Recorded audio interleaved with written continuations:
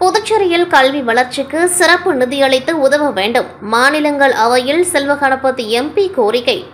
மத்திய அரசு சமீபத்தில் அறிமுகப்படுத்தியுள்ள தேசிய கல்விக் கொள்கையில் பல சிறப்பான அம்சங்கள் இருக்கின்றன. 1968, 1986, 1992 ஆண்டுகளில் அப்பொழுதைய அரசுகள் தேசிய கல்விக் கொள்கைகளை வகுத்து அளித்திருக்கின்றன.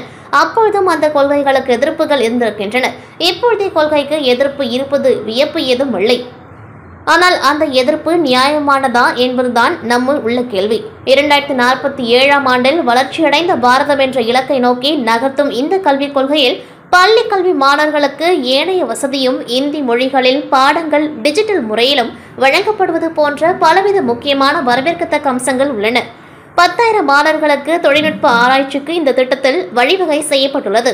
கல்வி கற்கும் மாணவர்கள் பண பற்றாக்குறையால் அவதிப்படக்கூடாது என்பதற்காக ஒரே ஒரு செயலி மூலம் அவர்களுக்கு கல்வி கடன் பெறுவது பற்றிய அனைத்து வாய்ப்புகளும் கிடைக்கின்ற வகையில் ஒன்று உருவாக்கப்பட்டுள்ளது.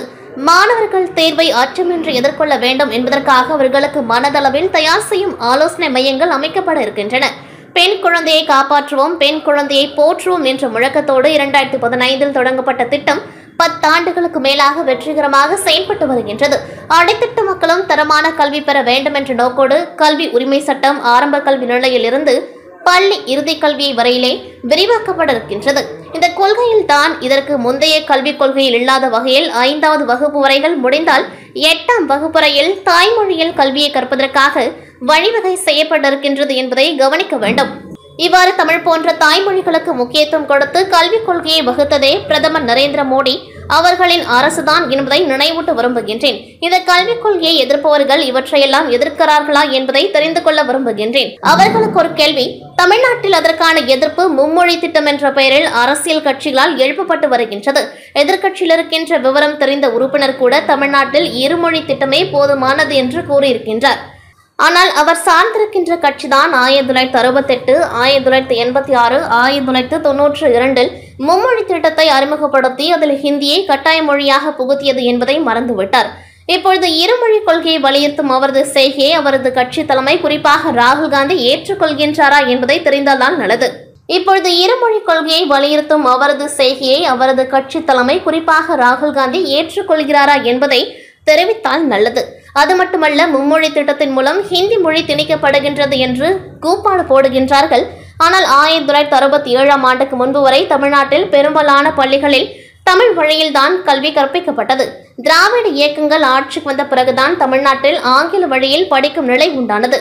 ஹிந்தி மொழி கற்பிக்கும் பள்ளியில் ஆயிரக்கணக்கில் ஆரம்பிக்கப்பட்டன என்பதை மறுக்க முடியுமா?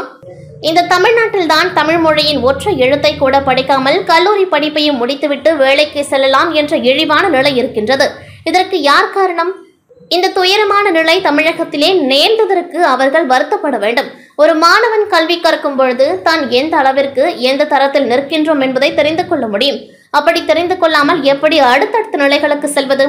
அதற்காக தான் ஒரு தொடர் மதிப்பீட்டு திட்டம் 3வது, 5வது, 8வது வகுப்புகளில் பொதுத் தேர்வு எழுத வேண்டும் என்று புதிய கல்விக் கொள்கையில் கூறப்பட்டிருக்கின்றது. இப்பொழுது இருக்கின்ற மூத்தவர்கள் அனைவரும் பள்ளியில் ஒவ்வொரு வகுப்பிலும் தேர்வு எழுதிவிட்டுதான் அடுத்த வகுப்புக்கு சென்று வந்திருக்கின்றோம் என்பதை மறந்துவிடக்கூடாது. அது மட்டுமல்ல, தான் எந்த தரத்தில் இருக்கின்றோம் என்பதை தெரிந்து கொள்ளாமல் ஒருவரை அடுத்த நிலைக்கு அனுப்பும் பொழுது அவர் திக்கு தெரியாமல் அலைந்து திரிவார் என்பதை இந்த மதிப்பீட்டு திட்டம் தடுத்து நிறுத்துகின்றது என்பதை புரிந்து கொள்ள வேண்டும். இதுபோன்ற ஏராளமான வரவேற்கத்தக்க அம்சங்கள் இந்த கல்விக் கொள்கையில் இருக்கின்றன. புதுச்சேரி மாநிலத்தில் கடந்த 10 ஆண்டுகளுக்கு முன்பே CBSE திட்டம் அறிமுகப்படுத்தப்பட்டுவிட்டது. இப்பொழுது புதிய கல்விக் கொள்கையின்படி தமிழ் வழி கல்வி செயல்பட வேண்டிய கட்டாயம் உள்ளது. ஆனால் ஏற்கனவே நிதி சுமையில் வாடிக்கொண்டிருக்கின்ற புதுச்சேரி மாநிலம் இதற்கான கணிசமான நிதியை மத்திய அரசிடமிருந்து பெற வேண்டிய நிலைக்கு தள்ளப்பட்டிருக்கின்றது. ஆகவே இந்த புதிய கல்விக் கொள்கையை புதுச்சேரி மாநிலத்தில் வெற்றிகரமாக அமலாக்க மத்திய அரசு பள்ளிகளை மேம்படுத்துவதற்கும் பள்ளியின் உள்கட்டமைப்பை மேம்படுத்துவதற்கும் ஆசிரியர்களின் கல்வி கற்பிக்கும் திறனை மேம்படுத்துவதற்கும் தேவைப்படுகின்ற நிதியை சிறப்பு நிதியாக ஒதுக்கி தந்து கல்வி வளர்ச்சிக்கு துணை நிற்க வேண்டும் என்று புதுச்சேரி மக்கள் சார்பாக கேட்டுக்கொள்கின்றேன் என்று மாநிலங்களவை உறுப்பினர் செல்வகணபதி எம்பி கோரிக்கை விடுத்துள்ளார்.